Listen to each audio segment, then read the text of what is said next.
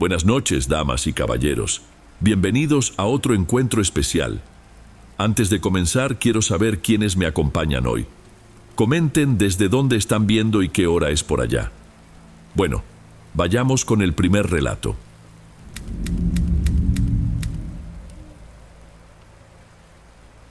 Buenas noches, Don.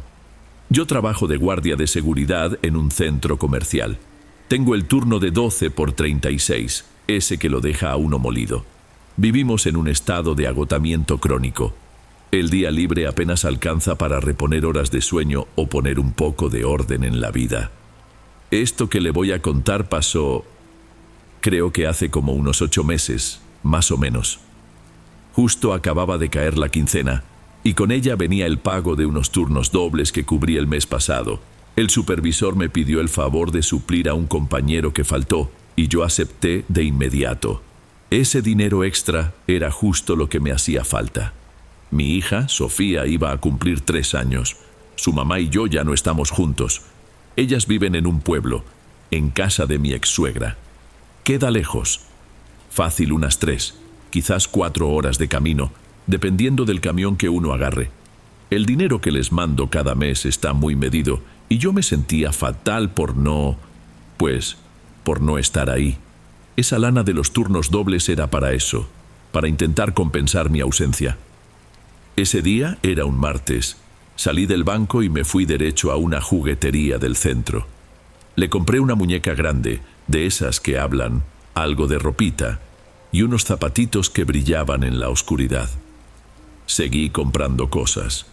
Para cuando reaccioné, ya traía 2 bolsas grandes y repletas. Me detuve a tomar un café en la panadería de la esquina antes de irme a casa, y me quedé viendo las bolsas coloridas en el suelo. No podía pensar en otra cosa que no fuera su carita, en lo contenta que se iba a poner. Mi plan original era ir el sábado. Iba a ser mi fin de semana libre, así que llegaría con calma. Pero no sé cómo explicarlo. Mientras miraba esos regalos, me pegó una culpa, una urgencia que no tenía 5 minutos antes. Traía el dinero en la bolsa, los regalos en la mano. ¿Estaba agotado por el último turno? Absolutamente. Pero me dije, ¿qué tanta diferencia hacen 2 días? Quería verla. Necesitaba demostrarle que me acordaba, que me importaba. Tomé la decisión ahí mismo, en la barra de la panadería, mientras me tomaba el café. Me iría ese mismo día. Fue una idea terrible. Cuando uno fuerza las cosas, casi siempre sale mal.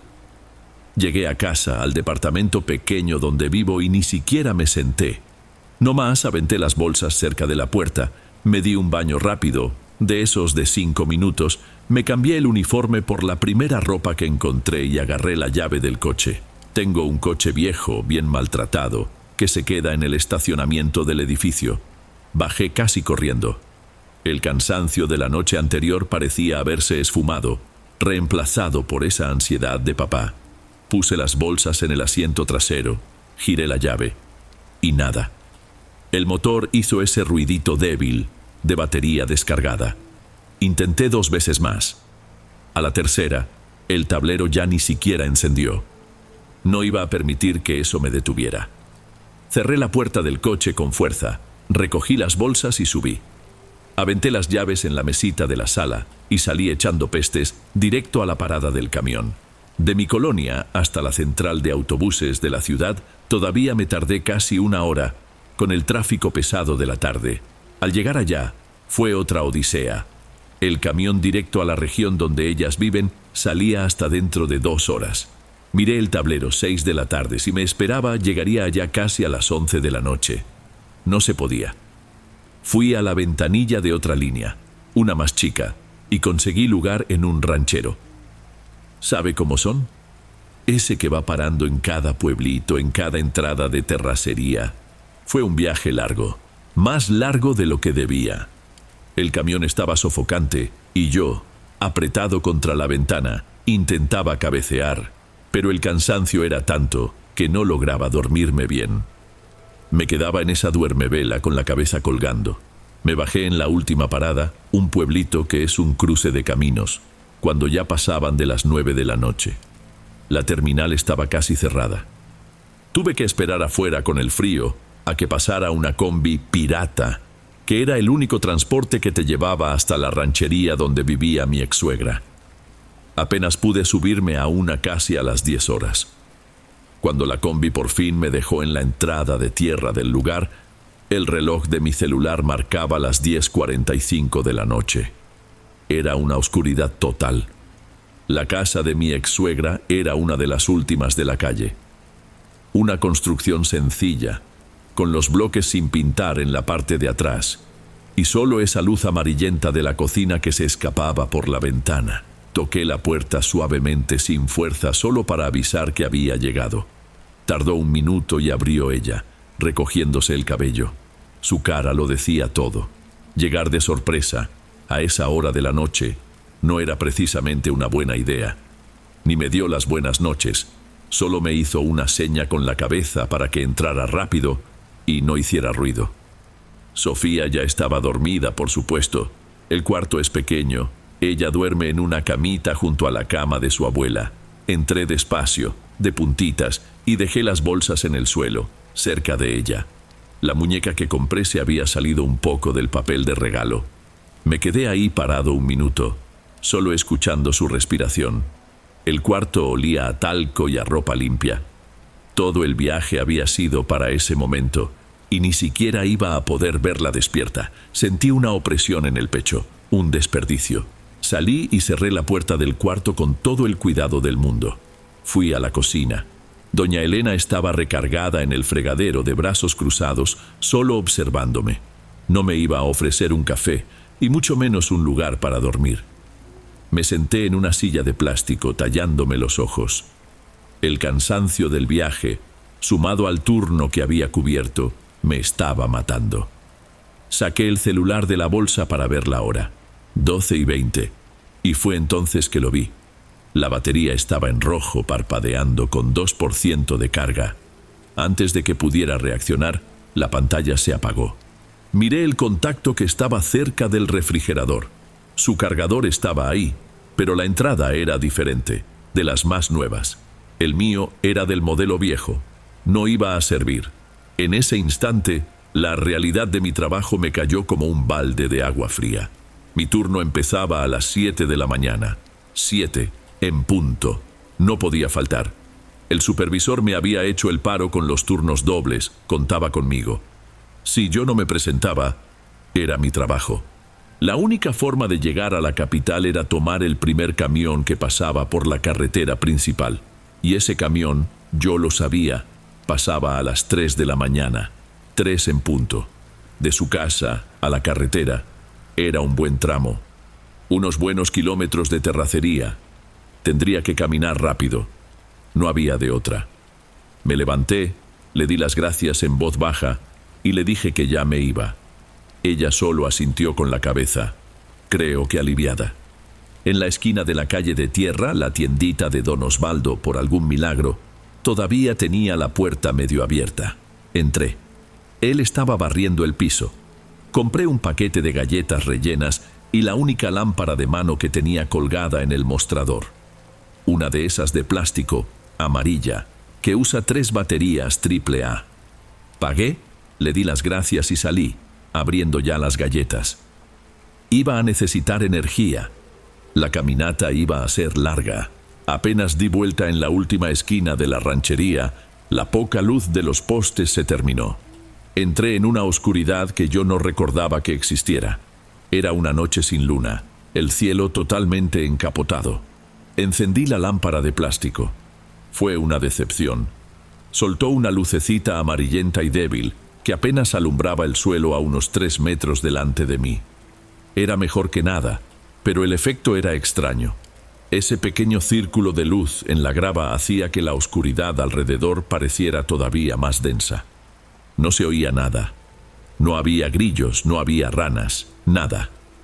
El único sonido era el de mis propios pasos, la grava y la tierra seca crujiendo bajo mis botas. Llevaba despierto 24 horas, quizás más. El cansancio venía en olas. Me ardían los ojos. y el peso de la mochila con el resto de las galletas y una botella de agua se sentía como el de un costal de cemento. Lo que me mantenía andando era la ansiedad. No dejaba de pensar en el supervisor, en el reloj checador, en la humillación de llamar en la mañana y decir que se me hizo tarde por un viaje estúpido. El camino era de terracería con maleza alta a los dos lados. Después de unos 20 minutos de caminata, la lámpara dio un parpadeo y la luz se hizo todavía más débil. Le di un golpe seco en el costado con el corazón en la mano. La luz regresó a la normalidad, o a su normalidad débil. Pero en ese segundo en que se apagó, el mundo desapareció. Fue un susto. Apresuré el paso. Fue cuando percibí el olor. No era olor a monte o a tierra, era un olor húmedo, a cosa estancada desde hace mucho tiempo, mezclado con algo que revolvía el estómago. Mi primera reacción fue práctica. Alguien tiró basura aquí o es un animal muerto. Normal en caminos así. Me subí el cuello de la camisa para taparme la nariz y seguí andando, tratando de respirar por la boca. Pero el olor no se iba. Parecía que venía de todas partes. Y fue ahí que tuve la primera sensación de que el silencio era extraño. Se sentía como si alguien me estuviera mirando. Me detuve un segundo apuntando la lámpara hacia la maleza. La luz débil no revelaba nada, solo la maraña de hojas. Le eché la culpa al sueño. Es el cansancio, Javier. Sigue caminando. Continué forzando el paso. Mi punto de referencia en ese camino era un amate, un árbol que debía tener más de 100 años, enorme, con el tronco todo retorcido, que quedaba más o menos a la mitad del trayecto. Yo sabía, por otros viajes, que cuando llegara a él, lo peor ya habría pasado. Después de lo que parecieron horas, pero que debieron ser otros 20 minutos, el haz de la lámpara golpeó su base. El tronco era tan ancho que la luz apenas cubría una parte. Sentí un alivio que duró un segundo. Voy a la mitad, pero el alivio se esfumó de inmediato. En cuanto levanté un poco la luz, vi que había gente ahí. Cerca de las raíces, casi pegados al tronco, vi dos siluetas. Una parecía ser de un adulto y la otra, muy pequeña, de un niño. Me paré en seco. Me congelé a mitad del camino. El cansancio, el sueño, todo desapareció y me entró un miedo tremendo. ¿Quién iba a estar parado ahí, de madrugada, en medio de esa oscuridad? Intenté encontrar una explicación. ¿Se les descompuso la moto? ¿Están esperando que alguien los recoja? Pero no había ruido de moto, no había luz de faro, no había nada, y las figuras no se movían. Estaban quietas, medio de espaldas al camino, mirando hacia el monte cerrado. Yo no tenía cómo regresar. Regresar era lo mismo que renunciar al trabajo. Tenía que pasar junto a ellos. Empecé a caminar de nuevo, pero pegándome al otro lado del camino, lo más lejos posible del árbol. Estaba quizás a unos 15 metros de ellos. Y aquel olor que había sentido antes regresó, pero ahora era algo físico, casi tangible. Era un olor a agua estancada, a moho, mezclado con carne podrida. Una pestilencia húmeda que se pegaba en la garganta y hacía que me ardieran los ojos. Tuve que aguantar las ganas de vomitar. Estaba a unos 5 metros. Yo no quería mirar. Juro que intenté pasar de largo, viendo solo el círculo de luz de la lámpara en el suelo frente a mí. Pero es imposible. Uno voltea. Fue un movimiento automático. Giré la lámpara hacia ellos, y fue entonces que los vi. Eran una mujer y un niño, que debía tener unos 4 años. Estaban en cuclillas, como si buscaran algo entre las raíces del amate. Pero su apariencia, caray, aquello no era humano. La piel era pálida, casi grisácea, y se veía hinchada, arrugada, como la piel de alguien que ha estado días bajo el agua. Se alcanzaban a ver las venas por debajo, oscuras, saltadas en el cuello y en los brazos. La mujer, al sentir la luz, giró la cabeza lentamente en mi dirección, pero no me miró, solo volteó, y la luz amarilla de la lámpara le iluminó el cuello.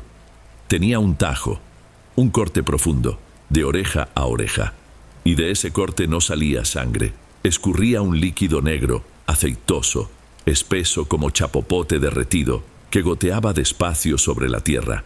El niño, a su lado, estaba igual, la misma piel y el mismo corte. Se me revolvió el estómago.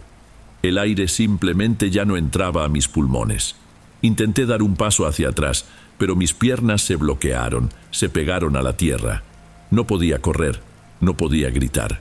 Solo me quedé ahí, parado, con la lámpara amarilla temblando en mi mano. La lámpara empezó a fallar en serio. La luz amarillenta parpadeó 2, 3 veces y se volvió tan débil como la de un cerillo. Yo estaba en esa oscuridad casi total, con esas dos cosas, a 5 metros de mí. Intenté forzarme a andar. Solo pasa de largo, Javier, no mires, solo camina. Di un paso. Fue cuando el niño se movió. No corrió, no saltó. En un segundo estaba agachado junto al árbol y al siguiente lo sentí. Fue una presión que me aplastó. No fue un susto, fue una fuerza física, como si alguien me hubiera aventado un costal de cemento mojado encima de los hombros. El impacto casi me rompió las rodillas. Mi cuerpo entero se arqueó hacia adelante y sentí algo pequeño y helado aferrándose a mi cuello, a mi espalda. Eran sus piernas, agarradas a mi cintura. Intenté gritar, pero lo que salió fue solo un siseo, un soplo de aire. El peso era increíble. Me empujaba hacia abajo, hundiéndome en el camino de tierra. Y la mujer empezó a hacer un sonido. Se levantó, pero sin encararme nunca directamente, y comenzó a caminar a mi lado. No gritó. Era un llanto ahogado, que venía de adentro, y que parecía hacer gárgaras con ese líquido negro que le salía del corte en el cuello. Un sonido bajo, continuo, que parecía el de una coladera atascada, pero con una tristeza. Una cosa que no sé ni cómo explicar. Intenté dar otro paso, pero no pude levantar el pie. El peso en mi espalda aumentaba a cada segundo, y el agotamiento de más de 24 horas despierto me derrumbó. Mis piernas fallaron. Caí de rodillas. El golpe fue seco, en el suelo duro. La lámpara salió volando de mi mano y se apagó por completo. Estaba ahí, arrodillado en la penumbra total, con ese niño en mi espalda apretándome contra la tierra, y la mujer a mi lado, haciendo ese sonido horrible de llanto atorado. Ya no tenía fuerza. No era solo el cansancio, era como si me hubieran chupado la voluntad. Me rendí. Ahí, en la oscuridad, simplemente me desconecté. Desperté con la luz del día pegándome en la cara. Una luz grisácea, débil, de amanecer. Estaba tirado de lado en el camino, con la ropa toda cubierta de tierra y rocío. Tenía la cara pegada al lodo seco. Por un segundo no entendí nada. Me senté despacio. Me dolía todo el cuerpo como si me hubieran atropellado. Miré hacia el amate. No había nadie. El camino estaba vacío. Mi lámpara amarilla estaba tirada a 1 metro de mí, rota. Estaba solo. El silencio era total hasta que lo oí. A lo lejos, muy lejos, viniendo de la dirección de la carretera principal. El sonido de un motor a diésel, un camión, alejándose. Eran casi las 6 de la mañana. El camión de las 3 ya había pasado hacía mucho tiempo. Y yo estaba ahí, sucio, roto, a kilómetros de distancia, sabiendo que acababa de perder mi trabajo.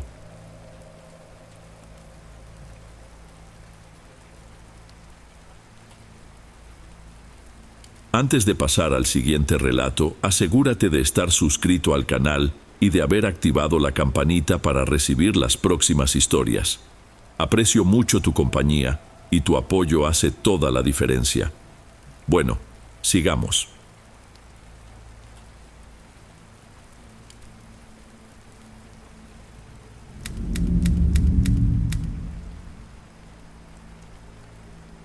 Esto debe haber pasado hace unos 3 o quizá 4 años. Fue la primera, y sin duda la última, fiesta de disfraces de Noche de Brujas a la que fui. La verdad, yo casi no salgo, nunca me ha gustado, pero la invitación me llegó de Cristian, En ese entonces yo andaba terminando el curso propedéutico para la universidad y él ya estaba dentro cursando su segundo año. Apenas cruzábamos palabra, pero yo tenía... Bueno, la verdad es que me gustaba bastante. Cuando me invitó, me aseguró que sería algo relajado, una reunión en casa de una amiga suya, Bárbara. Me gasté una lana que ni tenía en el Uber para poder llegar. El lugar estaba en una colonia que parecía detenida en el tiempo, de esas que tuvieron su época dorada, pero que ahora son más que nada residenciales, muy calladas. Puras casonas enormes, algunas bien cuidadas, pero a otras se les notaba que les surgía una manita de gato. La casa de Bárbara era una de esas, una verdadera casona. En cuanto toqué el timbre y la puerta se abrió, el golpe de la música casi me tira para atrás. Una bocina, de esas gigantes, estaba con el volumen al máximo, reventando el bajo de alguna canción electrónica. La casa estaba atascada de gente. Había personas por todas partes. La decoración era la típica cosa improvisada de estudiantes, ¿sabes? Unas series de luces, de esas de arbolito de Navidad, cubiertas con papel celofán naranja y morado. Habían pegado telarañas falsas de algodón por las esquinas. Lo que más me impactó fue lo grande que era el lugar. Los techos eran altísimos y el piso, de duela, rechinaba un poco bajo el peso de tantos invitados. Se sentía ese olor aguardado, como de casa que pasa mucho tiempo cerrada, pero ahora estaba mezclado con bebida derramada y, no sé, un olor medio dulzón del humo de algo. Yo llevaba un disfraz sencillo de bruja, básicamente un sombrero picudo y ropa negra. La gente de la uni y sus amigos traían disfraces mucho más producidos. Ubiqué a Cristian cerca de la cocina improvisada, riéndose a carcajadas con un grupo. Me vio, me saludó con la mano desde lejos y me gritó un «¿Qué onda, Eloísa? ¿Estás en tu casa?» Pero ni siquiera se movió de donde estaba. Regresó a su plática en ese mismo instante, y eso fue todo. Me quedé ahí, parada en medio de la sala, sin tener idea de qué hacer. Agarré un vaso de refresco y me recargué en una pared, haciendo como que veía el celular. Yo era la chica del propedéutico rodeada de puros universitarios. Nadie me dirigía la palabra y yo no conocía a nadie. La música a todo volumen, las pláticas por todos lados. Todo eso comenzó a sofocarme. Sentía cómo me empezaba a dar ansiedad. Solo necesitaba un minuto de silencio, un lugar donde poder respirar. El baño de abajo, el único que yo sabía dónde estaba, tenía fila. Unas 2 o 3 personas ya estaban esperando, riéndose y platicando fuerte. De verdad necesitaba entrar, pero la idea de quedarme ahí parada, esperando en medio de ese pasillo ruidoso, solo empeoraba mi sensación de no encajar. Fue entonces que vi la escalera. Estaba en un rincón, algo apartada de la sala principal. Era una escalera de caracol, de madera oscura, que llevaba al segundo piso. Arriba todo se veía apagado, silencioso. Se me ocurrió que, en una casa de ese tamaño, seguro tenían otro baño allá. Era el pretexto perfecto para escapar un rato del relajo. Me alejé de la fiesta y caminé hasta la base de la escalera. La música se oía un poco más ahogada desde ahí. Justo cuando puse el pie en el primer escalón de madera, lo vi. Estaba sentado más o menos a la mitad de la curva, donde la escalera daba la vuelta. Era un niño, o al menos parecía un niño. Traía un disfraz, un overol rojo muy sencillo y una máscara, de esas de plástico chafa, que tapan la cara completa, también roja, sin facciones, solo los agujeros para los ojos y una rendija para la boca. Lo que me sacó de onda fue la forma en que estaba. No estaba nada más sentado quieto. Estaba totalmente inmóvil, con las manos apoyadas en las rodillas y la espalda muy recta. El ruido que venía de la sala hacía vibrar un poco el piso, pero él no se movía ni un milímetro. Se me hizo raro. Nadie estaba platicando con él. Me dio un poco de pena interrumpir, pero necesitaba saber lo del baño. Subí otros 2 escalones, con la madera rechinando bajo mis pies, y me incliné para hablarle. La música seguía fuerte, así que tuve que levantar un poco la voz. Le pregunté si él vivía ahí, y si había un baño en el piso de arriba que yo pudiera usar. No volteó de inmediato, su cabeza giró hacia mí, pero muy despacio. La máscara de plástico brillaba un poco con la luz débil que llegaba desde la sala. Se me quedó viendo por los agujeros de los ojos durante varios segundos. Se hizo un silencio muy extraño entre nosotros. Entonces respondió. Su voz sonaba ahogada por el plástico, casi como un susurro, pero firme. «Esta no es tu casa, no puedes subir». Me detuve. No fue solo lo que dijo, fue el cómo, tan pausado, tan definitivo. Mi primera reacción fue de molestia. ¡Qué niño tan grosero! Pero entonces, viéndolo mejor, noté que no parecía ser un niño tan pequeño. ¿Quizá un adolescente? Era difícil saberlo, sentado y con el disfraz. Su quietud era lo que más me inquietaba. Empecé a buscarle una explicación. Tal vez era el hermano menor de Bárbara, alguien con alguna condición, quizá dentro del espectro autista, al que no le gustaba el ruido y estaba ahí de guardia para que nadie invadiera el espacio de la familia. Me sentí mal, como si hubiera sido una insensible. Pero la mirada, incluso a través de esos 2 hoyos negros, era fija. No parecía la mirada de un adolescente aburrido, era opaca, vacía. Decidí que no valía la pena insistir. Di un paso hacia atrás murmurando un perdón o disculpa, ni me acuerdo bien, y bajé lo que había subido. Regresé a la fila del baño, que por suerte ya era más corta. La sensación de tener esos ojos de plástico siguiéndome solo se me quitó cuando estuve de vuelta en medio del ruido de la sala. Volví a la sala, pero la fiesta ya había perdido todo el chiste que podía tener. Intenté integrarme, pero ese encuentro en la escalera había roto algo en mí. Me sentía observada. Aunque estuviera rodeada de 30 personas, era como si esos ojos de plástico siguieran clavados en mi espalda. Encontré a Cristian otra vez, ahora cerca de la puerta que daba a la terraza. Estaba platicando con otra chava, una que traía un disfraz de vampira muy bien hecho, y se reía de una forma en que no se había reído conmigo. Esperé un momento sintiéndome todavía más tonta, hasta que se dio cuenta de que estaba ahí. Me acerqué, tratando de sonar casual, y forcé un comentario sobre lo enorme que era la casa. Estuvo de acuerdo, un poco distraído. Intenté sacar el tema de lo que había pasado. Mencioné que había visto a un niño en la escalera, vestido de rojo, que no me había dejado subir. Cristian apenas me volteó a ver, se encogió de hombros y dijo algo como: «Ah, seguro es el hermano menor de Bárbara. Es medio... muy en su rollo. Ni le hagas caso». Y ya, se volteó de nuevo hacia la chava, y el tema murió ahí. Hermano menor. Eso tenía sentido.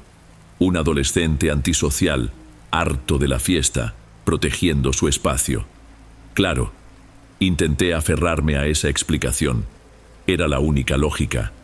Pero no explicaba la forma en que estaba inmóvil, ni la voz ahogada, ni cómo me había mirado. Me obligué a olvidarlo. Después de todo, yo estaba ahí para intentar divertirme, o al menos para estar cerca de Cristian. Las horas se fueron pasando. Ya debían ser más de las 2 de la mañana. La música por fin bajó de volumen y la gente empezó a irse, en parejas, en grupos. El olor a bebida y el calor humano disminuyeron y regresó ese aire estancado de la casa. Yo me quedé, más por costumbre que por ganas, tal vez. No quería pedir un Uber yo sola tan tarde. De vez en cuando volteaba a ver al rincón donde estaba la escalera de caracol. Desde donde yo estaba, en la sala, no alcanzaba a ver el escalón donde se había sentado el niño. Y honestamente, no tenía ni las más mínimas ganas de ir a asomarme para ver si seguía ahí. Finalmente la música se detuvo por completo. La mayoría ya se había ido, pidiendo sus Ubers o saliendo en grupos ruidosos. Debían ser casi las 3 de la mañana. Solo quedábamos nosotros, creo que unas 7 personas. Yo, Cristian, que a esas alturas parecía más entretenido viendo su celular que cualquier otra cosa. Bárbara, el novio de ella, y otra pareja que no conocía. Estábamos regados por la sala, en medio del desorden de vasos vacíos y adornos rotos, sintiendo el cansancio de la noche. Sin la música fuerte, El silencio de la casona era enorme. Se podía oír el viento afuera y los crujidos normales de una construcción de ese tipo. El novio de Bárbara, creo que se llamaba Jonás, se estiró en el sofá y soltó una risita. Comentó que la fiesta había estado buena, pero que ya podía decirle a su guardia de seguridad que descansara. Bárbara, que estaba recogiendo algunos vasos de plástico del piso, se detuvo y lo miró, sin entender bien, y le preguntó de qué estaba hablando. Jonás se rió otra vez creyendo que era broma. Insistió, hablando de su hermano, el de rojo, que se quedó de guardia en la escalera toda la noche. Dijo que era un tipo serio, que no dejó que nadie subiera. Ahí fue cuando yo hablé. Mi voz salió algo débil. Dije que yo también lo había visto, que intenté subir a buscar el baño y me había dicho que no podía. Otra chava, que estaba sentada en el tapete, también habló. Dijo que ella había pensado que era algún familiar enfermo, tal vez, y que por eso ni había insistido. Todos volteamos a ver a Bárbara. Su expresión ya no era de cansancio. Soltó los vasos que traía sobre la mesa de centro, haciendo un ruido seco. Miró a Jonás, luego a mí, y después a la otra chava. Dijo, con un tono muy serio, que su hermano no estaba en casa. Se había ido de viaje con su novia. Estaba en la playa desde el viernes. En el silencio que siguió solo se oía el zumbido leve de una lámpara de mesa en un rincón. Creo que fue Cristian quien preguntó, todavía sin creérselo mucho, ¿qué edad tenía su hermano? Bárbara se cruzó de brazos. 25 años. Nadie dijo nada más. Lo que habíamos visto en la escalera no era un hombre de 25 años. Era un niño, o quizá un adolescente muy bajito, pero no era un hombre. La plática se cortó de golpe. El cansancio de la fiesta desapareció. Todos nos pusimos tensos, mirándonos entre nosotros. Y, casi como si fuera ensayado, todos giramos la cabeza en la misma dirección, hacia el rincón de la sala, hacia el hueco oscuro donde empezaba la escalera de caracol. Jonás empezó a decir algo, pero se calló a media frase. Se levantó del sofá, preguntando en voz alta quién diablos. Entonces estaba sentado ahí. Nadie contestó. Solo nos quedamos viéndonos unos segundos hasta que Jonás dio el primer paso hacia la escalera. Y, como si nos hubiéramos puesto de acuerdo, todos nos levantamos y fuimos tras él.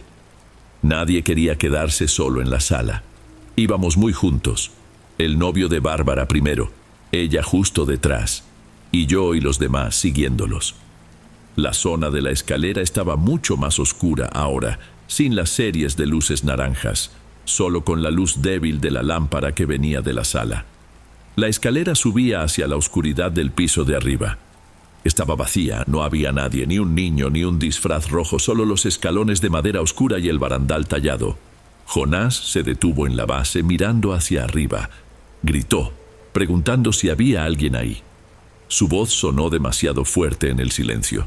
Ninguna respuesta. Solo el eco débil de su propia voz. Puso el pie en el primer escalón que rechinó. Nosotros nos quedamos parados detrás, observando.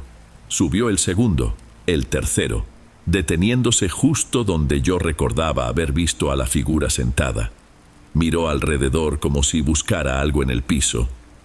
Desde ahí, nos dijo con la voz un poco apagada que no había nada. Fue justo cuando él estaba arriba y nosotros todavía abajo que empezó el olor. No fue de golpe, fue como si hubieran abierto una puerta en algún lado. Un olor horrible. Lo primero que percibí fue humedad. Un olor penetrante de algo guardado por años en un sótano. Pero había algo más debajo de eso. Algo como a animal, no sé, como a animal muerto. Como carne echada a perder fuera del refri por días. Un olor dulzón y rancio al mismo tiempo. Venía de arriba, bajaba por la escalera de caracol, me tapé la nariz de inmediato. La otra chava, a mi lado, hizo un ruido como si le dieran arcadas. Murmuró algo sobre el asco, subiéndose el cuello de la blusa para taparse la cara, y preguntó si alguien se había vomitado arriba. Bárbara, que estaba más cerca de la escalera, dio un paso hacia atrás, chocando conmigo. Tenía los ojos abiertos de par en par, fijos en la oscuridad de arriba. Estaba pálida. Repitió que no había nadie arriba, pero ahora le temblaba la voz. Los cuartos, nos aseguró, estaban todos cerrados con llave. Jonás bajó los escalones deprisa, casi tropezando, para alejarse de esa peste. Todos retrocedimos unos pasos, volviendo hacia la sala, como si el olor pudiera tocarnos. Nos quedamos ahí, parados en el límite entre la sala y el pasillo de la escalera, mirando hacia la oscuridad de arriba, de donde seguía saliendo esa pestilencia a podrido.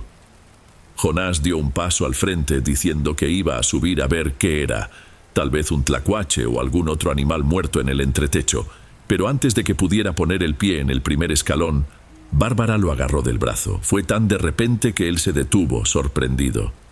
«¡No subas!». Su voz era apenas un hilo, pero fue una orden. Todos la volteamos a ver. Estaba temblando, pero no de frío. Miraba fijamente la oscuridad de arriba. Su novio le preguntó qué pasaba, por qué se había puesto así. Bárbara tardó un momento en contestar. El olor a muerte parecía espesarse en el aire, era casi tangible. Finalmente habló, sin apartar la vista de la escalera. Contó que cuando era niña ella veía algo. Sentado ahí, en el mismo lugar, nadie dijo nada. Nadie se atrevía a moverse. Yo apenas podía procesar lo que estaba diciendo. Fue Cristian, pálido, el que preguntó si era el niño, el de rojo. Bárbara negó con la cabeza, lentamente. No era un niño. Respiró profundo como si le costara trabajo hablar. Explicó que era un hombre, alto, muy alto, y que usaba algo, parecía que tenía cuernos, como un disfraz diferente, pero ella sabía que no lo era. Continuó con la voz entrecortada diciendo que se quedaba ahí, y que le decía lo mismo, que no subiera, que esa no era su casa. Nos contó que no lo había visto desde que tenía unos 9, tal vez 10 años, que sus papás pensaron que eran cosas de su imaginación, terrores nocturnos, que ella misma se había convencido de eso, que había desaparecido. Hasta esa noche, el silencio fue total. Nos quedamos ahí, los 7, parados en la sala helada, en medio del desastre de la fiesta. El olor a podrido seguía impregnando todo. Solo podíamos mirar la escalera de caracol, vacía y oscura. Y fue entonces que lo entendí, que todos lo entendimos. Lo que fuera que Bárbara veía de niña, seguía ahí. Nunca se había ido. Solo se había cambiado de disfraz. Se había puesto un overol rojo y una máscara de plástico chafa, y durante horas todos nosotros habíamos pasado junto a eso, lo habíamos aceptado. Habíamos hablado con esa cosa.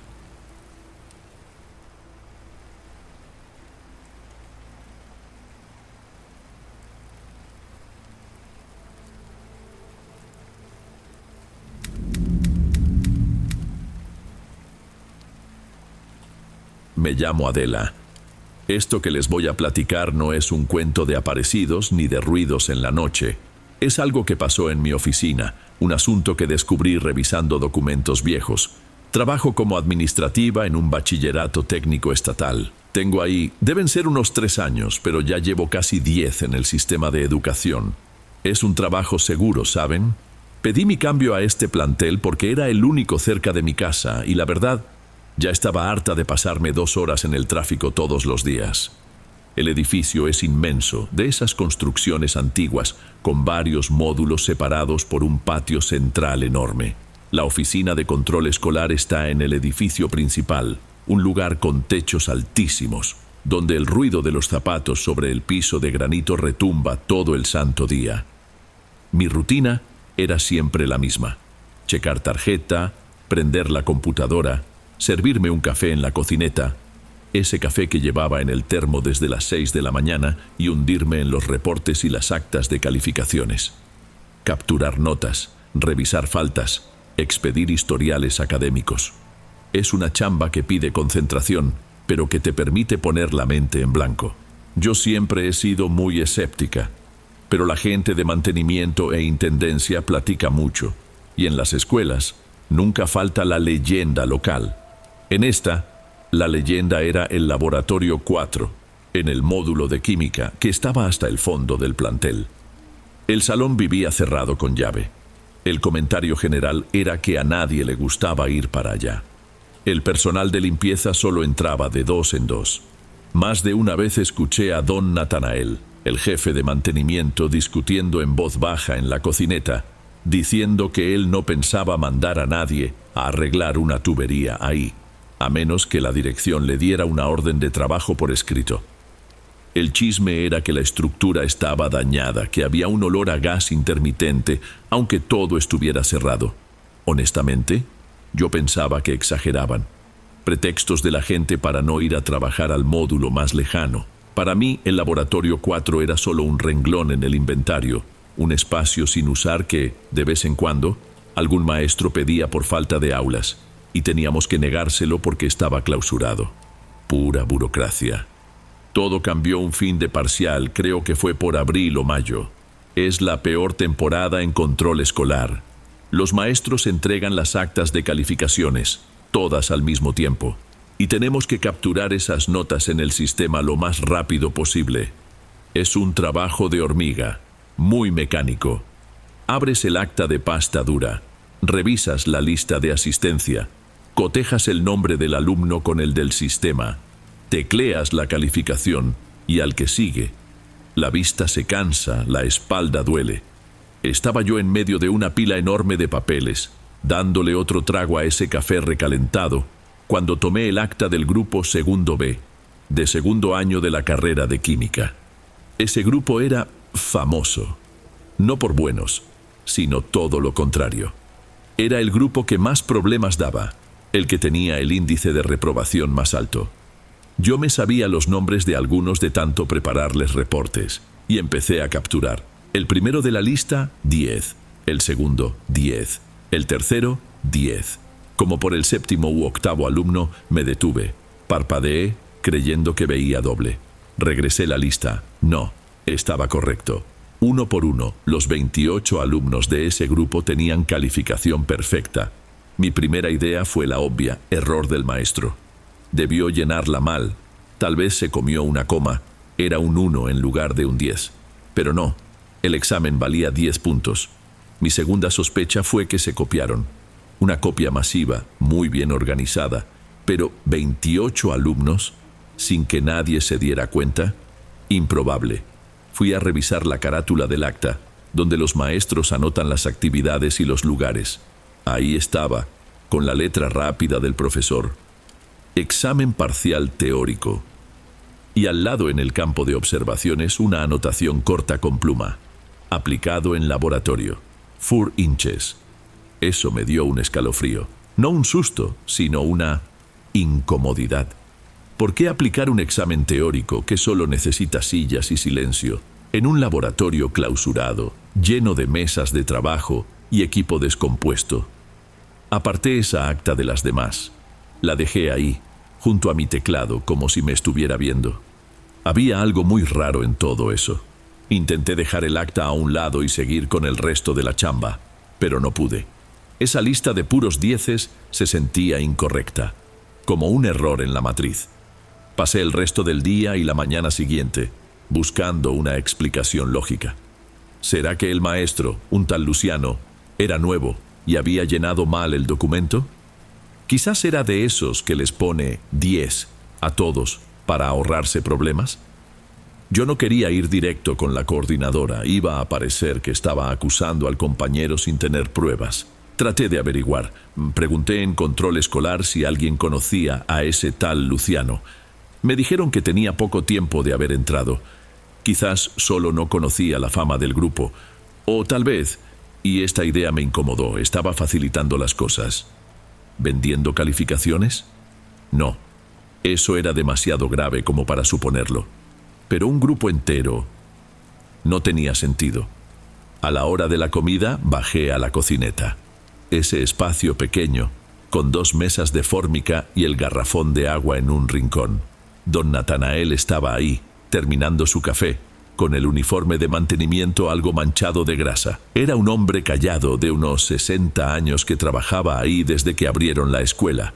Yo me llevaba bien con él. Tomé mi taza y comenté, más que nada para romper el hielo, que el papeleo de este parcial venía todo irregular.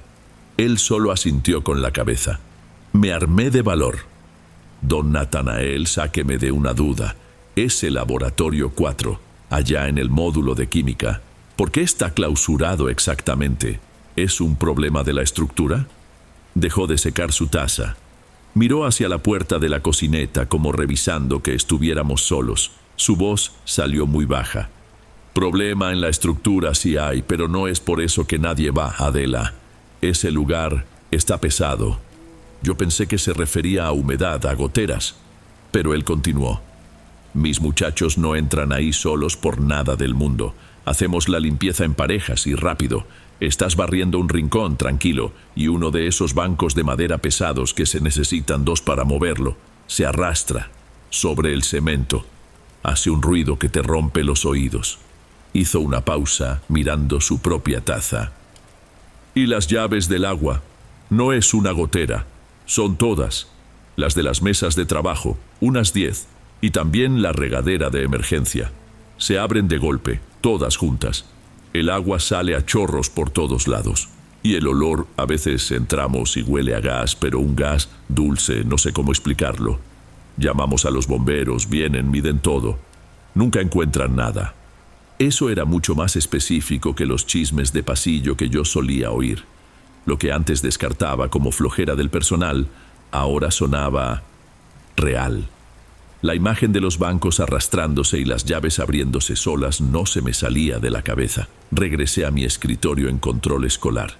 Aquella acta de calificaciones con puros 10 parecía haberse vuelto mucho más siniestra.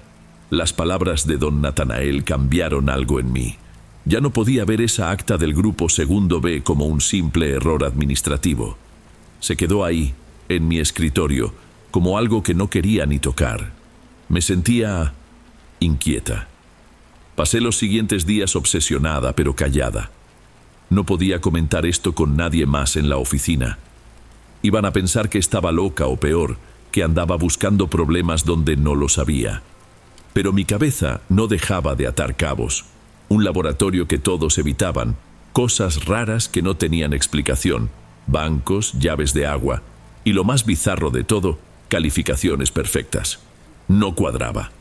Una cosa eran los sustos de pasillo, y otra muy distinta era un fantasma que ponía 10. Necesitaba entender qué había pasado en ese salón. Yo tenía acceso a casi todo. La llave maestra de la oficina abría el archivo muerto, un cuarto que estaba detrás del almacén, en un pasillo de servicio que casi nadie usaba. Una tarde, inventé el pretexto de que necesitaba consultar el historial viejo de un alumno y me metí ahí. El cuarto era exactamente lo que uno espera de un archivo muerto. Pequeño, sin ventanas, con un único foco débil en el techo. Las paredes estaban cubiertas de estantes metálicos del piso al techo, repletos de folders A a Z y cajas de archivo descoloridas. El olor era una mezcla de polvo, humedad y papel viejo. Empecé a buscar. Ni siquiera sabía qué buscaba. No tenía fecha, no tenía nombre. Me fui por lo obvio. Clausuras, reportes, módulo Q. Busqué por casi una hora. El polvo me resecaba la garganta. Hasta que en uno de los estantes más bajos, detrás de una pila de libros de actas, lo encontré. Un folder de cartulina gruesa, medio comido por la humedad, amarrado con un mecate. Tenía escrito a mano con pluma negra solo 2 palabras. Accidente laboratorio. 4 inches. Me detuve. Sabía que si abría eso, ya no era simple curiosidad de oficina.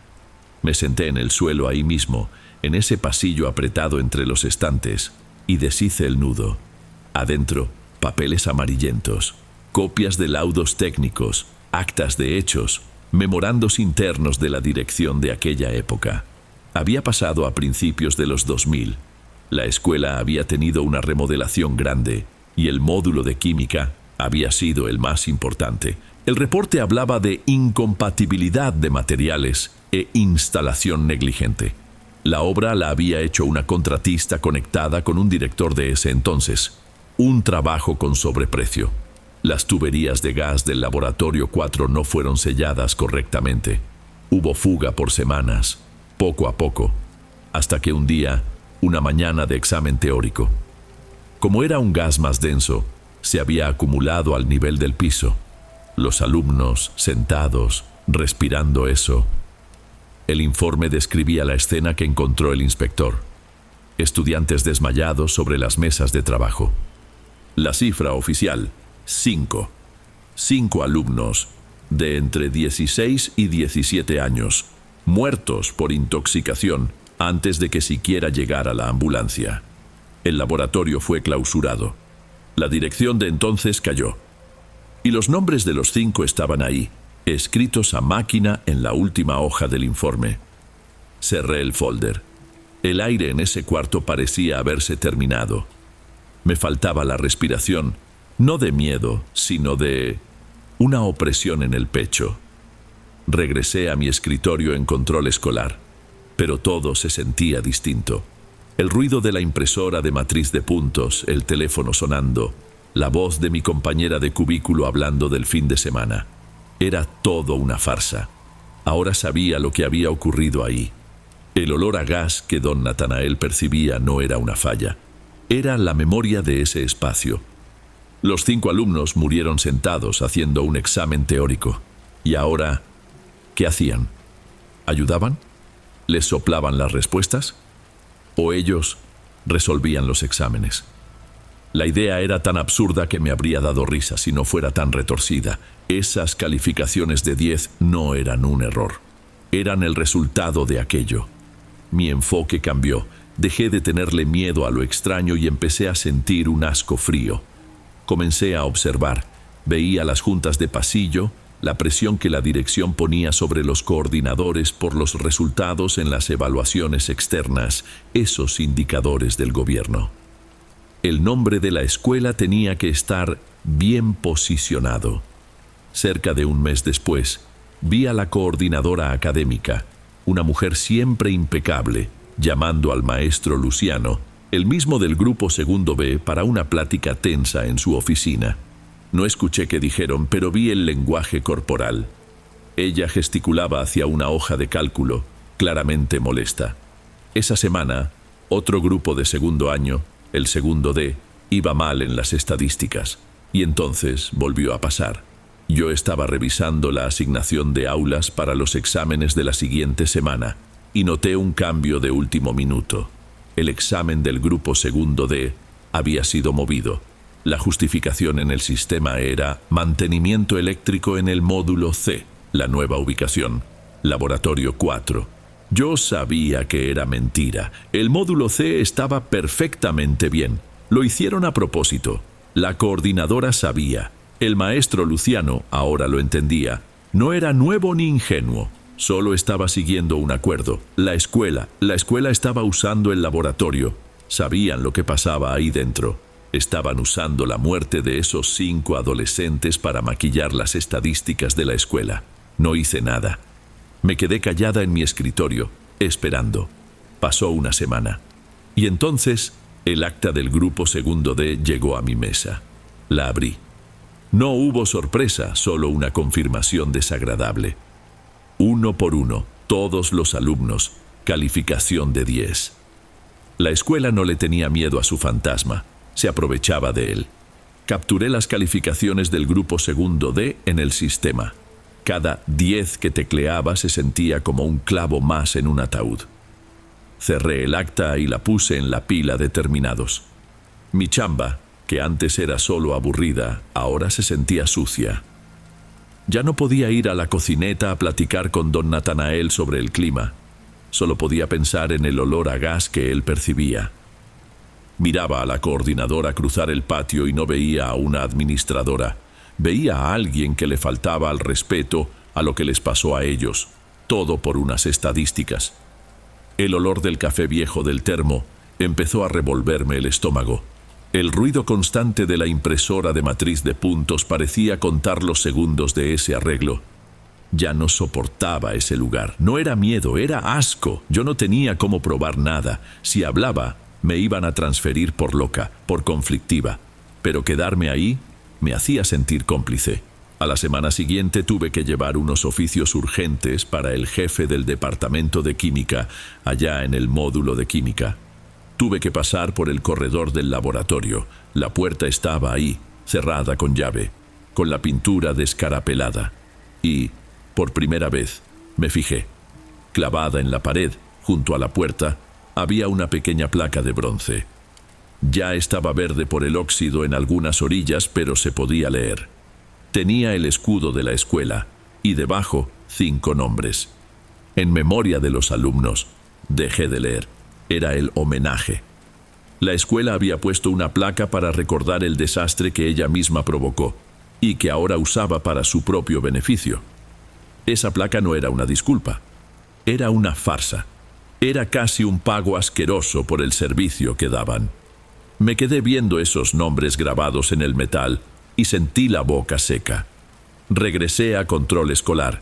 Me senté en mi silla, prendí la computadora y abrí un documento en blanco. Comencé a escribir mi solicitud de cambio, argumentando motivos personales. Conseguí la transferencia 2 meses después. En mi último día, entregué mi gafete y salí por la entrada principal sin mirar atrás. No sé si el laboratorio 4 todavía se usa para ayudar en los resultados, pero estoy segura de que sí, y apuesto a que esa placa sigue ahí.